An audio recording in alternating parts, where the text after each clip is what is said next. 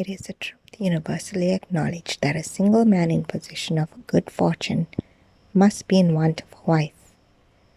However little known the feelings or views of such a man may be on his first entering a neighborhood, this truth is so well fixed in the minds of surrounding families that he is considered as the rightful property of someone or other of their daughters. "My dear Mr. Bennet," said his lady to him one day, "have you heard that Netherfield Park is let at last?" Mr. Bennet replied that he had not. "But it is," returned she, "for Mrs. Long has just been here, and she told me all about it." Mr. Bennet made no answer. "Do not you want to know who has taken it?" cried his wife impatiently. "You want to tell me, and I have no objection to hearing it." This was invitation enough. "Why, my dear, you must know Mrs. Long says that Netherfield is taken by a young man of large fortune from the north of England, that he came down on Monday in a chaise and four to see the place, and was so much delighted with it that he agreed with Mr. Morris immediately, that he is to take possession before Michaelmas, and some of his servants are to be in the house by the end of next week." "What is his name?" "Bingley." "Is he married or single?" "Oh, single, my dear, to be sure. A single man of large fortune, 4,000 or 5,000 a year. What a fine thing for our girls!" "How so? How can it affect them?" "My dear Mr. Bennet," cried his wife, "how can you be so tiresome? You must know that I am thinking of his marrying one of them." "Is that his design in settling here?" "Design? Nonsense! How can you talk so? But it is very likely he may fall in love with one of them, and therefore you must visit him as soon as he comes." "I see no occasion for that. You and the girls may go, or you may send them by themselves, which perhaps would be still better, for as you are as handsome as any of them, Mr. Bingley might like you the best of the party." "My dear, you flatter me. I certainly have had my share of beauty, but I do not pretend to be anything extraordinary now. When a woman has 5 grown-up daughters, she ought to give over thinking of her own beauty. In such cases, a woman has not often much beauty to think of. But, my dear, you must indeed go and see Mr. Bingley when he comes into the neighborhood. It is more than I engage for, I assure you. But consider your daughters. Only think what an establishment it will be for one of them. Sir William and Lady Lucas are determined to go, merely on that account, for in general, you know, they visit no newcomers. Indeed, you must go, for it will be impossible for us to visit him if you do not." "You are over-scrupulous, surely. I dare say Mr. Bingley will be very glad to see you, and I will send a few lines by you to assure him of my hearty consent to his marrying whichever he chooses of the girls, though I must throw in a good word for my little Lizzie." "I desire you will do no such thing. Lizzie is not a bit better than the others, and I am sure she is not half so handsome as Jane, nor half so good-humoured as Lydia, but you are always giving her the preference." "They have none of them much to recommend them," replied he. "They are all silly and ignorant like other girls, but Lizzie has something more of quickness than her sisters." "Mr. Bennet, how can you abuse your own children in such a way? You take delight in vexing me. You have no compassion on my poor nerves." "You mistake me, my dear. I have a high respect for your nerves. They are my old friends. I have heard you mention them with consideration these 20 years at least. Ah, you don't know what I suffer. But I hope you will get over it and live to see many young men of 4,000 a year come into the neighborhood. It will be no use to us if 20 such should come, since you will not visit them." Depend upon it, my dear, that when there are 20, I will visit them all. Mr. Bennet was so odd a mixture of quick parts, sarcastic humour, reserve, and caprice, that the experience of 23 years had been insufficient to make his wife understand his character. Her mind was less difficult to develop. She was a woman of mean understanding, little information, and uncertain temper. When she was discontented, she fancied herself nervous. The business of her life was to get her daughters married. Its solace was visiting and news. Mr. Bennet was among the earliest of those who waited on Mr. Bingley. He had always intended to visit him, though to the last always assured his wife that he should not go. Until the evening after the visit was paid, she had no knowledge of it. It was then disclosed in the following manner. Observing his second daughter employed in trimming a hat, he suddenly addressed her with, "I hope Mr. Bingley will like it, Lizzie." "We are not in a way to know what Mr. Bingley likes," said her mother resentfully, "since we are not to visit." "But you forget, mamma," said Elizabeth, "that we shall meet him at the assemblies, and that Mrs. Long has promised to introduce him." "I do not believe Mrs. Long will do any such thing. She has 2 nieces of her own. She is a selfish, hypocritical woman, and I have no opinion of her." "No more have I," said Mr. Bennet, "and I am glad to find you do not depend on her serving you." Mrs. Bennet deigned not to make any reply, but unable to contain herself, began scolding one of her daughters. "Don't keep coughing so, Kitty. For heaven's sake, have a little compassion on my nerves. You tear them to pieces." "Kitty has no discretion in her coughs," said her father.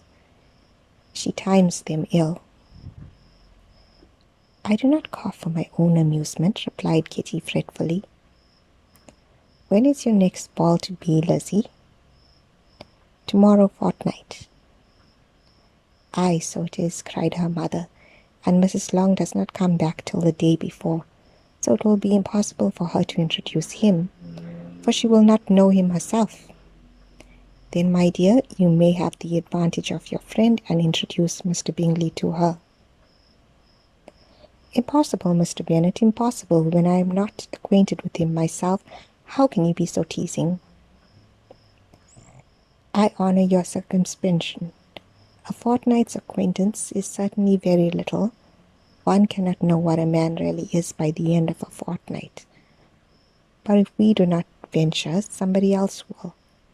And after all, Mrs. Long and her nieces must stand their chances, and therefore, as she will think it an act of kindness, if you decline the office, I will take it upon myself." The girls stared at their father. Mrs. Bennet said only, "Nonsense, nonsense." "What can be the meaning of that emphatic exclamation?" cried he. "Do you consider the forms of introduction and the stress that is laid on them as nonsense? I cannot quite agree with you there. What say you, Mary, for you are a young lady of deep reflection, I know, and read great books and make extracts." Mary wished to say something sensible, but knew not how. "While Mary is adjusting her ideas," he continued, "let us return to Mr. Bingley." "I'm sick of Mr. Bingley," cried his wife. "I'm sorry to hear that, but why did you not tell me so before? If I had known as much this morning, I certainly would not have called on him. It is very unlucky, but as I have actually paid the visit, we cannot escape the acquaintance now." The astonishment of the ladies was just what he wished, that of Mrs. Bennet perhaps surpassing the rest. When the first tumult of joy was over, she began to declare that it was what she had expected all the while. "How good it was in you, my dear Mr. Bennet. I knew I should persuade you at last. I was sure you loved our girls too well to neglect such an acquaintance. Well, how pleased I am. And it is such a good joke, too, that you should have gone this morning and never said a word about it till now. Now, Kitty, you may cough as much as you choose, said Mr. Bennet, and as he spoke he left the room, fatigued with the raptures of his wife. What an excellent father you have, girls, said she when the door was shut. I do not know how you will make him amends for his kindness, or me either, for that matter. At our time of life it is not so pleasant, I can tell you, to be making new acquaintances every day, but for your sakes we would do anything. Lydia, my love, though you are the youngest, I dare say Mr. Bingley will dance with you at the next ball. Oh, said Lydia stoutly, I am not afraid, for though I am the youngest, I am the tallest. The rest of the evening was spent in conjecturing how soon he would return Mr. Bennet's visit, and determining when they should ask him to dinner. Not all that Mrs. Bennet, however, with the assistance of her 5 daughters, could ask on the subject was sufficient to draw from her husband any satisfactory description of Mr. Bingley. They attacked him in various ways, with barefaced questions, ingenious suppositions, and distant surmises. But he eluded the skill of them all, and they were at last obliged to accept the second-hand intelligence of their neighbour, Lady Lucas. Her report was highly favourable. Sir William had been delighted with him. He was quite young, wonderfully handsome, extremely agreeable, and to crown the whole, he meant to be at the next assembly with a large party. Nothing could be more delightful. To be fond of dancing was a sudden step towards falling in love, and very lively hopes of Mr. Bingley's heart were entertained.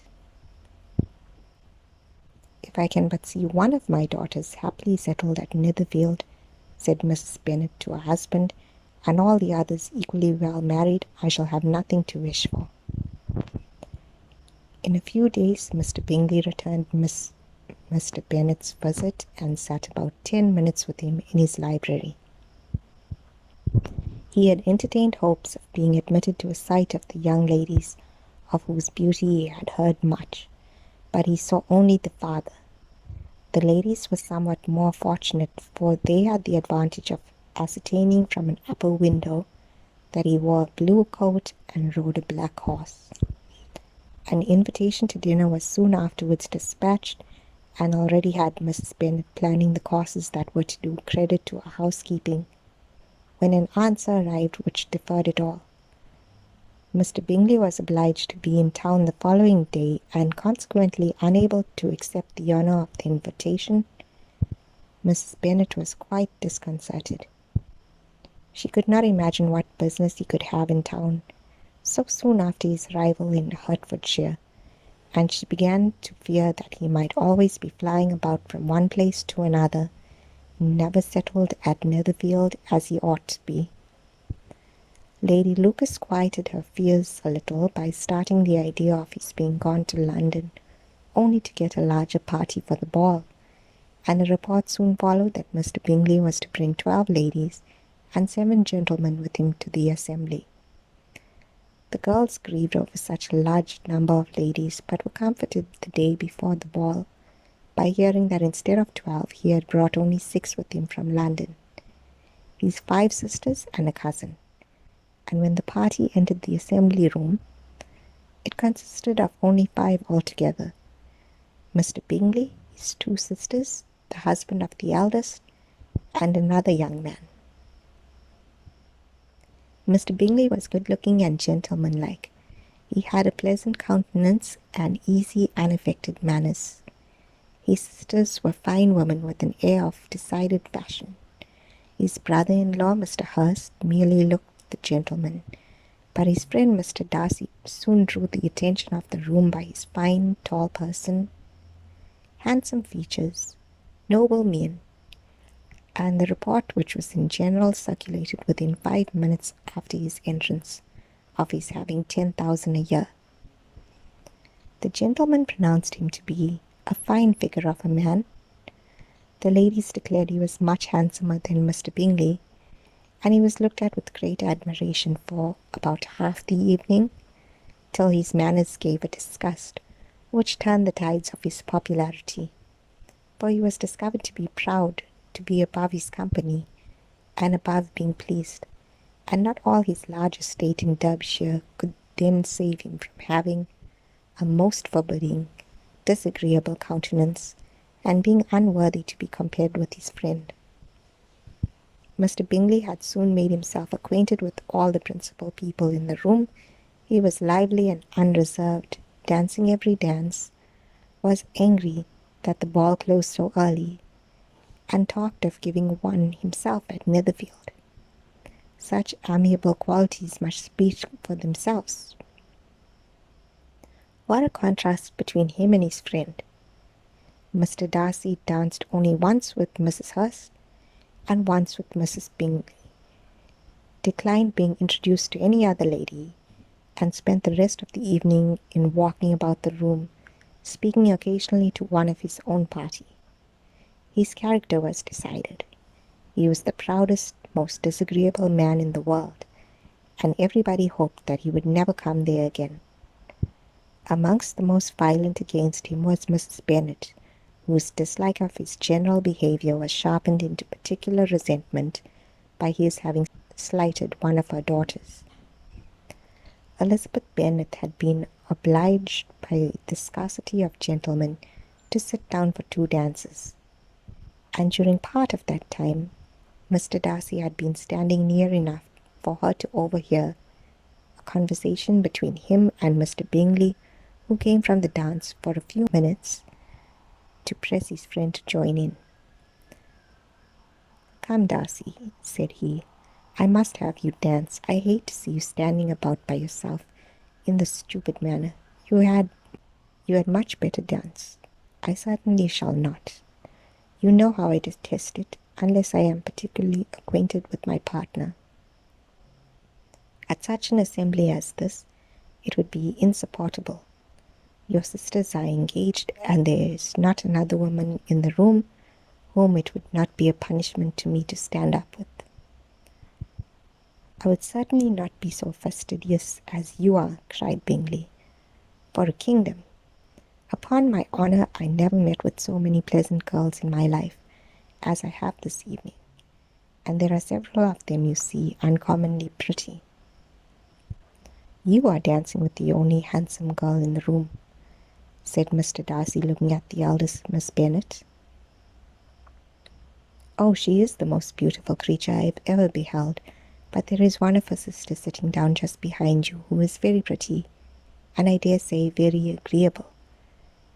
Do let me ask my partner to introduce you." "Which do you mean?" And turning around, he looked for a moment at Elizabeth, till catching her eye, he withdrew his own and coldly said, "She is tolerable, but not handsome enough to tempt me, and I am in no humour at present to give consequence to young ladies who are slighted by other men. You had better return to your partner and enjoy her smiles, for you are wasting your time with me." Mr. Bingley followed his advice. Mr. Darcy walked off, and Elizabeth remained with no very cordial feelings towards him. She told the story, however, with great spirit amongst her friends, for she had a lively, playful disposition, which delighted in anything ridiculous. The evening altogether passed off pleasantly to the whole family. Mrs. Bennet had seen her eldest daughter much admired by the Netherfield party. Mr. Bingley had danced with her twice, and she had been distinguished by his sisters.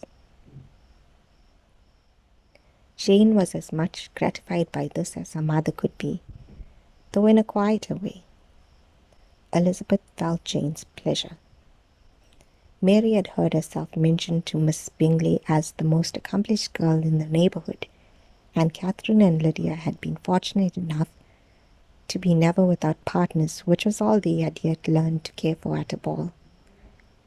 They returned, therefore, in good spirits to Longbourn, the village where they lived, and of which they were the principal inhabitants. They found Mr. Bennet still up. With the book he was regardless of time, and on the present occasion he had a good deal of curiosity as to the event of the evening which had raised such splendid expectations. He had rather hoped that all his wife's view on the stranger would be disappointed, but he soon found that he had a very different story to hear. "Oh, my dear Mr. Bennet," as she entered the room, "we have had a most delightful evening, a most excellent ball. I wish you had been there. Jane was so admired, nothing could be like it. Everybody said how well she looked, and Mr. Bingley thought her quite beautiful and danced with her twice. Only think of that, my dear, he actually danced with her twice, and she was the only creature in the room he had asked a second time. First of all he asked Miss Lucas. I was so vexed to see him stand up with her, but however he did not admire her at all. Indeed nobody can, you know. And he seemed quite struck with Jane as she was going down the dance. So he inquired who she was, and got introduced and asked her for the two next. Then the 2/3 he danced with Miss King, and the 2/4 with Maria Lucas, and the 2/5 with Jane again, and the 2/6 with Lizzie and the Bollinger. If he had any compassion for me, cried her husband impatiently, he would not have danced half so much. For God's sake, say no more of his partners. Oh, that he had sprained his ankle in the first dance. Oh, my dear, continued Miss Bennet, I am quite delighted with him. He is so excessively handsome, and his sisters are charming women. I never in my life saw anything more elegant than their dresses. I dare say the lace upon Mrs. Hurst's gown. Here she was interrupted again. Mr. Bennet protested against any description of finery. She was therefore obliged to seek another branch of the subject, and related with much bitterness of spirit and some exaggeration